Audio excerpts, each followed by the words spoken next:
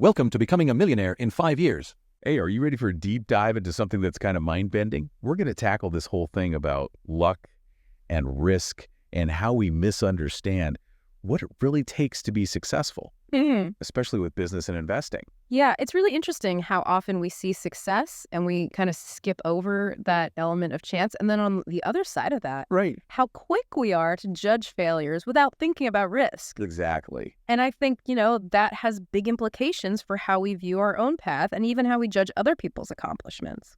Totally. Yeah. So to kick things off, let's talk about this story that I always think about. Okay. We all know Bill Gates, right? Of course. Microsoft, billions, genius, like the whole 9 yards. Yeah, the whole deal. But did you know that just pure luck played a huge role in launching his whole empire?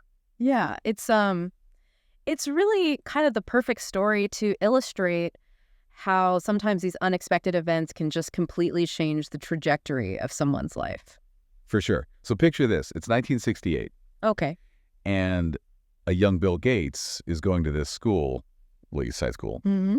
But this was no ordinary high school. This was one of the only schools in the entire world at the time that actually had a computer. Which, statistically speaking, is already a pretty big deal. Exactly. But it gets even more improbable. Right. How did they get the computer? Yeah. How did they? A rummage sale. Oh, wow. The Mothers Club did a rummage sale. Love it. They got about $3,000 from that, and they leased this crazy teletype Model 30 computer hooked up to a mainframe terminal for time sharing.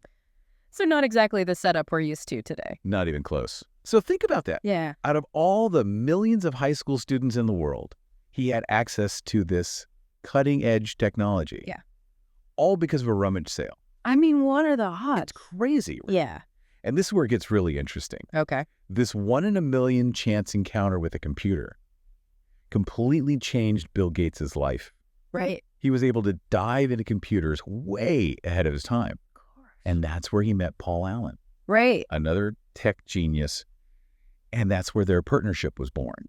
It's not even just about the computer, though, right? Yeah. It's about how that lucky break intersected with his interests. For sure. His skills, like obviously his brilliance and hard work were huge. Totally. But who knows what he would have done if he didn't have that computer? He might have been brilliant at something else. Totally. We don't know. Yeah, it really makes you think how much of success is just being in the right place at the right time.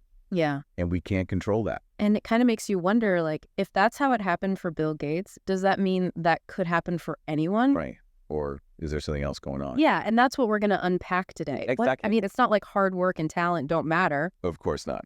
but I think by looking at these stories where luck played a role, Right. it gives us a much better understanding of how the world really works For sure. and maybe helps us figure out how to navigate it a bit better in our own lives. I love it. So we've seen how luck can play a huge role in shaping someone's path. Yeah. Even someone as brilliant as Bill Gates. Mm. But what about the flip side? What about those times when luck, or maybe the lack of it, just totally derails someone's journey? Well, I think that brings us nicely to the concept of risk. Okay. Because, as Gates had this incredible good fortune, but there's this other side to his story Yeah. that I think really shows how luck and risk are two sides of the same coin, Yeah. and how you can't really talk about one without talking about the other. I think I know where you're going with this. Yeah, We can't talk about Bill Gates and luck without talking about Ken Evans. exactly. Yeah. Ken Evans was one of Bill Gates' closest friends from Lakeside, Right. and everything seems to suggest that he was equally as brilliant as Gates. Totally. They were obsessed with computers. Yeah. They spent hours in that computer room, remember? Oh, yeah. And they were just messing around in there. No, they weren't. They actually wrote a program. Right. That helped the school manage all the class schedules. Yeah, like imagine being that smart. In the late 60s? No, it's Unbelievable. I can barely manage my email inbox. I know, me too. It's just amazing to think about. It really speaks to how talented they were. Totally. They were already using this technology to, solve real problems. Right. And they had these grand ambitions. Yeah. Gates has said that they used to talk about starting a company together. Oh, wow. And how one day maybe they'd both be CEOs. It's like they were two sides of the same coin. Yeah. Both so gifted, Yeah. both incredibly ambitious. Right. But then obviously that all changed. Kent was a mountain climber, and he died in a climbing accident Yeah, tragic accident. before he even graduated high school. It's awful. Another 1 in a million event. but this time with completely different consequences. Yeah, it really makes you wonder how many other Kent Evanses are out there. Right. You know, people with so much potential Yeah, whose contributions to the world were cut short because of something totally out of their control. totally. It's like it throws this wrench into this whole idea It does. of success and failure. It does. Like you think about someone like Kent, so talented, Yeah. so driven, Right. and then something as random as a climbing accident just ends it all. I know. It makes you think, how much control do we actually have over our destinies? Right. And I think if we accept that chance plays a part, Yeah. then it also forces us to think about how we judge success and failure, Yeah, both in ourselves and in other people. that's a good point. Because it's easy to look at someone like Bill Gates and think, oh, it's all talent, hard work. Right. But what about the people who work just as hard or just as talented, Yeah. but they just never get that lucky break or, you know, something terrible happens? Or they hit that 1 in a million risk. Exactly. Yeah. It's a very sobering thought It is. because you have to wonder if Kent had lived, Yeah. if he hadn't had that accident, Yeah. would we even be talking about Bill Gates right now? It's an interesting thought. Would it be Micro Evans? Right. You know, a company founded by these two brilliant friends. Exactly. And we'll never know the answer. We can't know. But just thinking about it, Yeah. I think lets us see that the world is shaped by chance in a way that maybe we don't always recognize. So if we're not supposed to just look at the outcome, then how do we reconcile these two stories? Yeah, that's the big question, isn't it? How do we celebrate success without ignoring that element of luck? Right. And then on the other side, how do we process failure without placing blame when sometimes it's just bad luck?